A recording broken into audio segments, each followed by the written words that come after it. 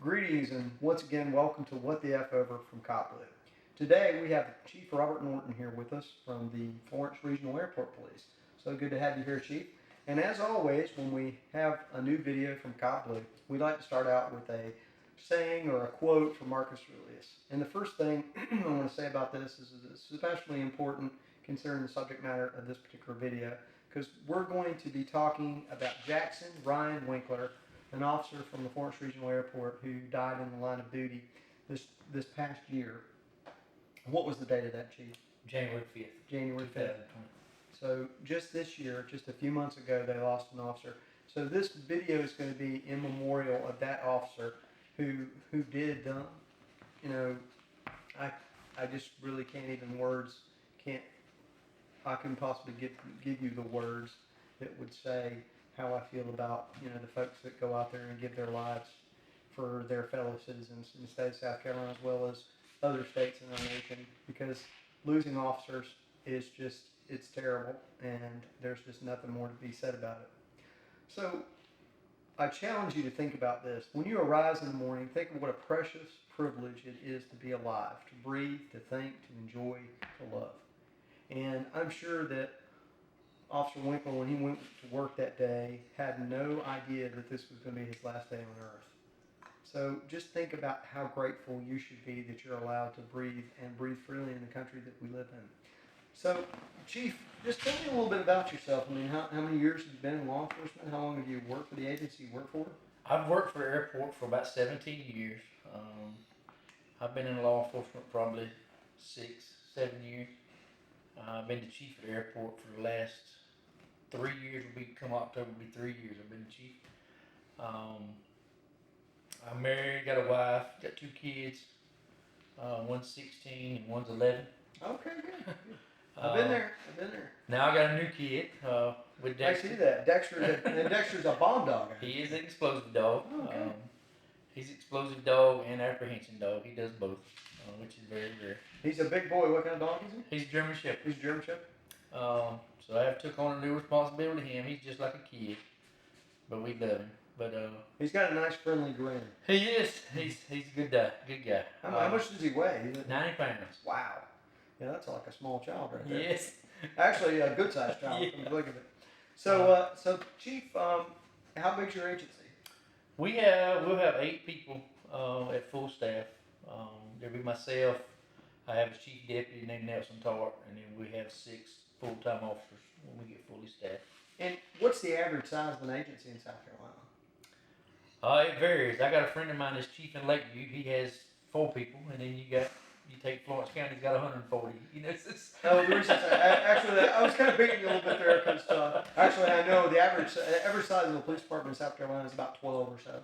So the vast majority of police departments, not only here in South Carolina but in states around our country, have very small police departments. There might be 6, 1, or 12, and the loss of one, if they're sick or something happens, that's a tremendous loss because you only have so many people to fill those hours, and it can be tough, and it ends up where officers are really overworked, and of course they're underpaid. Let me say that again.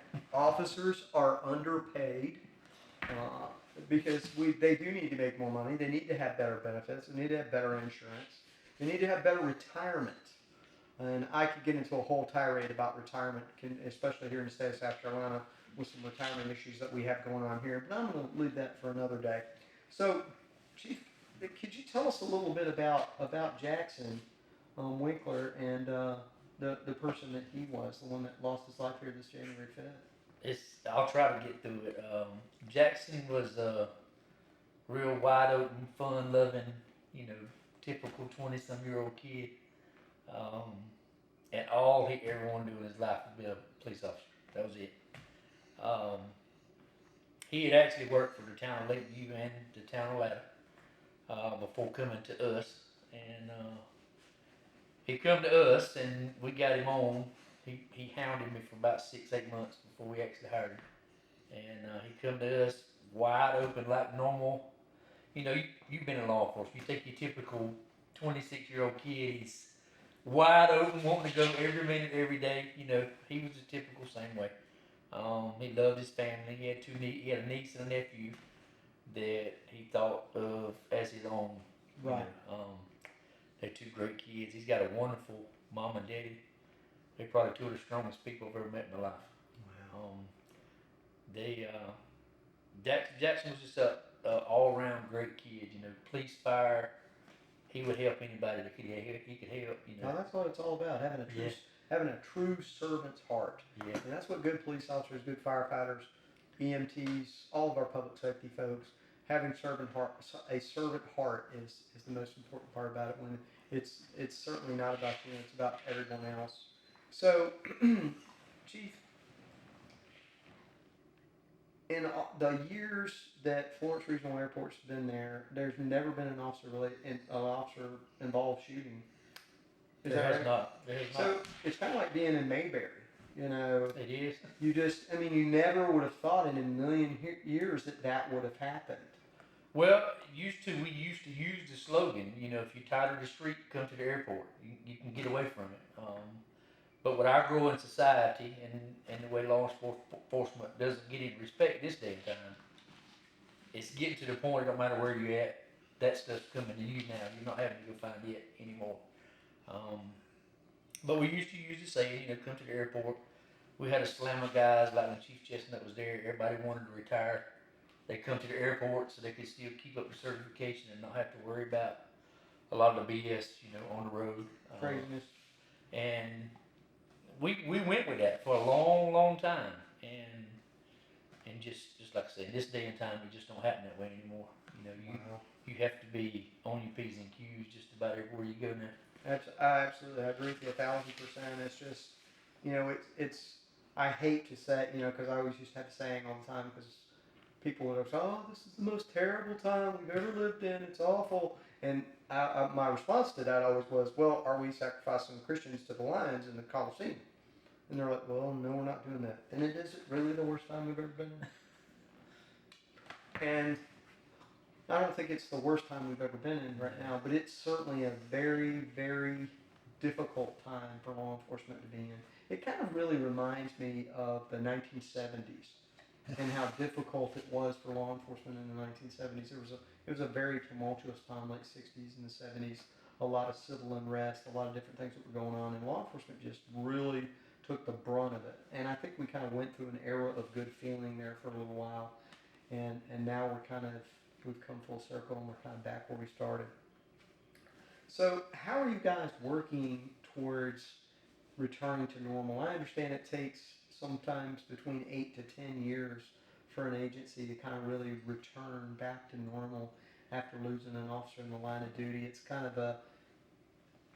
It takes a while to have kind of a reset to where you kind of get comfortable, where you're not constantly thinking about that every day.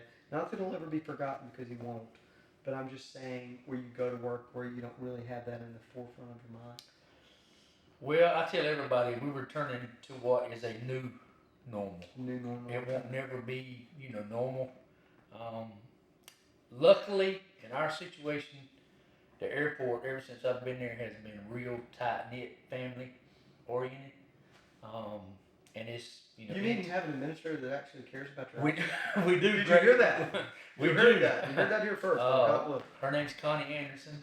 She's a great lady. We'll make sure she gets a copy of this. She puts her employees in front of the airport, hands down. Awesome. There's a lot of people can't say that. I know several people that can't say that their administrators are going to tell them, so that's great. We'll make sure she gets this during race time. She does a great job. She's been real supportive. Florence County, Chief Keels at SLED. Oh yeah, absolutely. Captain Jonelle with the Highway Patrol. Captain Hyler Chief Hyler with the city. If it hadn't been for them boys, like Scott Brown, a lot of boys on the street. Don't leave out Johnny Abraham with SLED. I'm sure. Johnny Abraham was there the whole time. I was just to say, Johnny's a great guy. You got Tony Fox, Scott Brown. Tony Moore is actually the guy that apprehended the guy that shot Jackson. Chad Reed. I could go on and on with the guys from Florence County, Florence City, SLED. That's how we deal with it every day. Them guys, they call every now and then. If I see them, how you doing? Need anything? It's one of them things you don't it won't never be normal, and the calls has kind of lingered off a little bit. Right. But people get busy. It's election season. Oh yeah. Yeah, We know that. Yeah. everything goes on during election season. It's like a crazy season. It's like It Christmas. is. But I can still see them guys, and they want to know how I'm doing, and that's how we deal with it. Because we didn't know how much of a family we had at the airport, outside of the airport, until this actually happened. And all them agencies come in, and they said, hey, we got it. Go ahead and what you got to handle. Don't worry about it. That's just wonderful. And I think that people don't realize how tight-knit law enforcement agencies are. And if you have a county or you have a jurisdiction where you have that constant bickering between agencies within a county or whatever, that makes for a very, very difficult situation. It does. It really does. So it speaks volumes of the chief over there and the sheriff that they're working so well with you. And of course, SLED, the Highway Patrol, all of those folks. Of course, as you talk about Captain Nell, is Joe Nell still a captain? He is. Okay. The tremendous guy over there. And they're working so well with you. They do. That's awesome. And that's one of those things to where when you go to work, you just have a feeling of comfort and support that if you need somebody's coming and they're coming quickly. That's right. And I think that when the incident happened to Jackson, I think it was like 2 minutes, 2.5 minutes, and we had officers on scene. So that's pretty fast. That's pretty good. That's pretty good, no doubt. So let me just. I want to lead into something a little bit different here. I know that if you could have prevented it, that you would have. That goes without saying. And by no means am I in any way casting any blame on it. Because at any time, when you get out of a car with someone you don't know, which is 99.9% of the time when you're stopping somebody on the street, the potential for disaster exists. So what are you doing to try and prevent, what kind of training, what kind of stuff are you putting in place to kind of prevent this, if possible, from happening in the future, if you can, if there is a such thing? Like I said, the biggest thing we're doing, we used to, because of personnel, we were having like one person on a shift for the most part, and you would have somebody like myself would work Monday through Friday. We've gone to where we have 2 people on every shift now. And as most small towns in the state of South Carolina, you have to take guys straight in from the application process and put them straight on the road because you don't have people to work. It's, right. Unfortunately, people aren't signing up to fill out applications. Well, there's a huge shortage because the pay sucks. You get treated like crap. Yeah. It's a calling. It's like the ministry. Yeah, you have to love to do it. Absolutely. To do it. And with that being said, you just don't have, but we have changed to the new academy standard that they're going to put in. We're making our guys go through the first 4 weeks at the academy. They do it on a computer now. Then they go and they take a cumulative test at the academy, and they get firearm certified. Mm-hmm. And once they do that, then we actually start letting them work on their own just a little bit. Especially this coronavirus thing now. Everything's shut down, so we can't get to the academy. So we started letting 2 or 3 of our guys start working on their own just a little bit, but we still have another guy on shift with them. Right. So the FTO process is pretty much for the new guy and for the old guy. You got somebody that's with you every shift. It's like having 2 people in the car. Right. We're in the process now of trying to work with Florence County, just so we can give back for what all they done for us, and we're trying to get it where my guys can go out and ride with them in between flights and stuff. So they got another guy in the car, and we can get some training, because at airports you just don't get the domestic violence. You don't get a lot of that training, which is valuable training when it comes to handling certain situations. Sure. Because you just never know when a domestic's gonna arrive at the airport. Well, and we deal with disgruntled passengers every day. Oh, I'm sure. Which is not much different than a domestic. It's just one's in a controlled environment, one's out on the street. Right. So our scenarios are the same. It's just a little bit different atmosphere. It's funny you should say that. Every place you go has its own unique set of whatevers, and you kind of get used to it. I mean, it's kind of like playing on a golf course. the same golf course over and over and over again. You know which way the green's going to break. Well, Yeah. it kind of works out like that in real life too, It because does. you know you get used to dealing with certain kind of situations, and you become very professional at it. You get very good at handling what you handle. Yeah. And when you have an outside person that comes in that doesn't necessarily have that knowledge base, it would be much more difficult for them. So I totally get that. So I guess one last question that I have for you is, how are you guys going to work towards keeping Officer Jackson's memory alive? I mean, Officer Winkler's memory alive. Oh, that's Is a good question. is there any plan for like a memorial, maybe? Well, flag, we're something gonna like try to do a memorial at the airport, but then you had the coronavirus come up. It's pretty much stopped everything. We're gonna try to join up with Florence County every year and put Officer Terrence Caraway and Investigator Farrah Turner Mm-hmm. and Jackson. We'll do them three in Florence because it was roughly 18 months. We lost 3 officers in Right. Florence. I remember very And, well. you know, you had. I told a guy the other day.